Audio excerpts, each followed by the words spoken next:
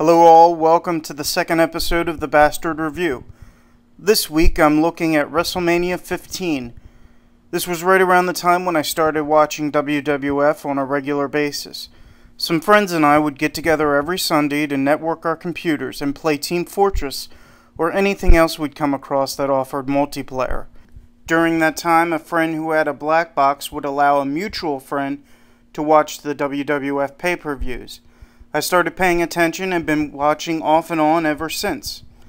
This WrestleMania saw 19,514 fans pack into the First Union Center in Philadelphia, Pennsylvania on March 28, 1999. Boyz II Men opened the event with a nice a cappella rendition of America the Beautiful. Then came a dramatic and inspirational opening montage by classy Freddie Blassie that really got me excited for what was to come. Being in Philadelphia, naturally the first match was a triple threat for the Hardcore title between Al Snow, Hardcore Holly, and champion Billy Gunn. Prior to the match, they showed Hat Guy of ECW audience fame. Billy tried to cut a promo, but Al immediately attacked him, starting the match. Despite my love for ECW, I'm not a huge fan of hardcore matches. They have a time and place, but having a title around a stipulation is just plain silly.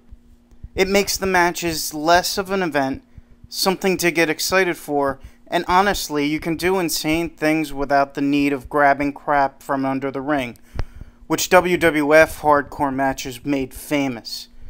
The only man I had any interest in was Al Snow. I feel he was underutilized in the WWF during his tenure. The end saw Holly take back his title by pinning Snow. Doing a little bit of homework, I found out that Billy Gunn had won the title a mere 13 days prior on Raw. So I wonder, if he didn't retain here, why give him the title at all then? Why wasn't this a rematch between Holly and Billy? Where does Al fit in this story other than giving him something to do? This was a less than average opener with very little story or excitement. I'm giving this a 3 out of 10. Afterwards, a quick flashback to earlier in the night on Heat, which featured a 20-man battle royal with the final 2 men in the ring facing the tag team champions Owen Hart and Jeff Jarrett later on in the night.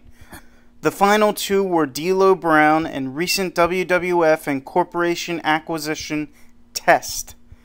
They continued to fight, not realizing the match was over, which already showed a crack in their ability to coexist as a team.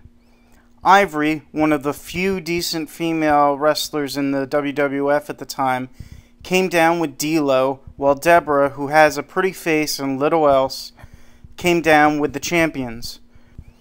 During the match, D'Lo and Tess seemed more at odds with each other than wanting to win the titles. This culminated in a convoluted ending when Ivory went over to argue with Deborah concerning her cheating. Jacqueline and Terry, more women wrestlers, came out to attack Ivory, drawing Test away from his corner, which allowed D'Lo to be pinned. Then D'Lo slides out of the ring and gets in Test's face, and it looks like a feud is born. The match itself wasn't all that good, and this was a sincere low point in WWF's tag team roster. Most of the teams were just single guys thrown together.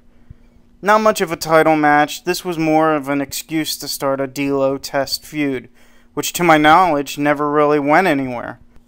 This certainly wasn't worthy of a WrestleMania match. This gets a 3 out of 10. Next up is a promo for the Bart Gunn Butterbean Brawl for All. The Brawl for All was originally a shoot fight tournament in 1998, from which Bart won against Bradshaw. Think MMA, only sillier. This match was a follow-up for reasons that aren't clear other than cashing in on Butterbean's name recognition. There are 3 judges, including Gorilla Monsoon, but what exactly they're judging is anyone's guess, especially with the improbable, unexpected short ending. This was an awful waste of time and just goes to show mixing wrestling with other ventures is just a mistake. Stick with what brought you to the game, wrestling. This gets a 2 out of 10.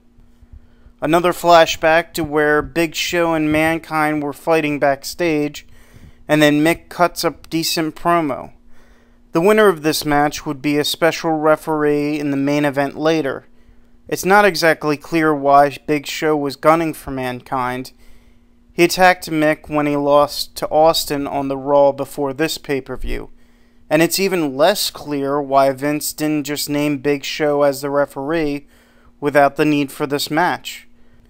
Vince wanted to use Show as an ace up the Rock's sleeve against Austin, but instead Big Show gets disqualified when he chokeslams Mankind through 2 chairs. Vince comes down and in a fit of rage slaps Show. He responds by hitting Vince and immediately goes from being a heel to instant face. Afterwards, Vince calls the police on Big Show.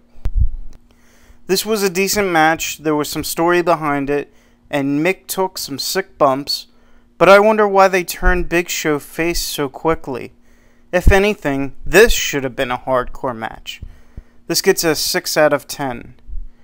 Next was the Four Corners elimination match for the Intercontinental title between champion Road Dogg, Val Venus, Goldust, and Ken Shamrock.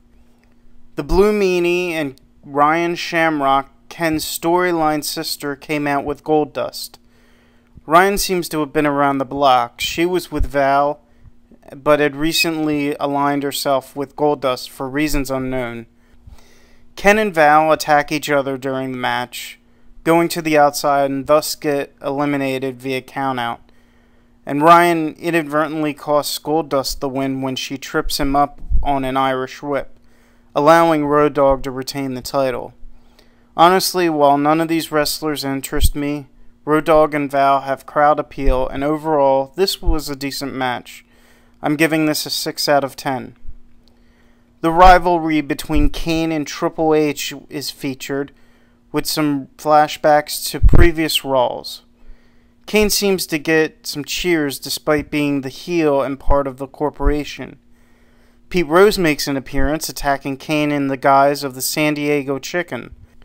This was because last year at Wrestlemania, Kane chokeslammed Pete, and he chokeslams Pete again this year. Triple H makes his appearance from ringside and low blows Kane prior to the match. Chyna makes an appearance after aligning herself with Kane weeks before, but betrays him here with a chair shot to the back. The referee disqualifies Triple H due to Chyna's interference. This really doesn't make sense since both men have gone to the outside and used foreign objects already, and the match wasn't called then. It felt like a stupid ending, but it was a decent match. There were too many appearances, but I'm going to give it a 6 out of 10. After this, Kevin Kelly tries to clarify who will be the referee, with Big Show being arrested and Mankind getting carted off to the hospital. Vince stumbles into the scene and announces he's going to be the guest referee. The women's title is on the line when Sable is pit against Tori. Tori is wearing one of the stupidest outfits I've ever seen. Nicole Bass comes out and helps Sable retain while the referee is distracted. Honestly, I don't understand why Sable needed the help. This was a pointless match and did very little to interest me.